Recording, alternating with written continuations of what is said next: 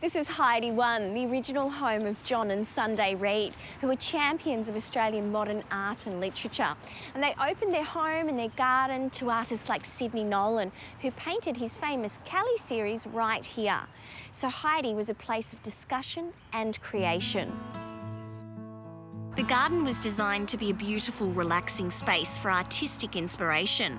But it was also a working, sustainable garden that provided essential ingredients for the household. And if you visit Heide Garden today, you can see the kitchen garden recreated to its former glory. The first kitchen garden was created here in the mid-1930s. And early in its creation, the Reids met an enthusiastic gardener by the name of Neil Douglas, who was a big advocate for self-sufficiency.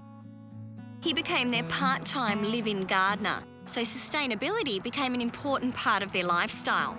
That meant a kitchen garden that provided vegetables and herbs for every meal, an orchard, dairy cows, ducks, chickens, and even bees for fresh honey.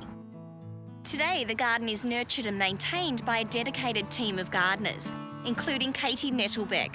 So what sorts of things would you be growing in the kitchen garden today?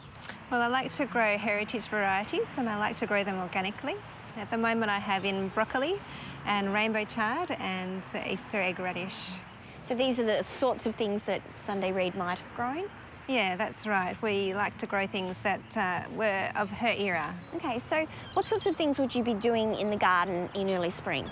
So I've got some quick crops that are just finishing, so mustards and radishes, and we're in time to put in some tomatoes and zucchinis and beans.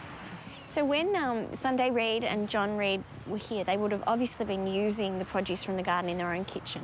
How do you use the produce today? So now I harvest a couple of times a week for the Cafe Vu at Heidi. Oh, the chefs would love that. They do, they love it.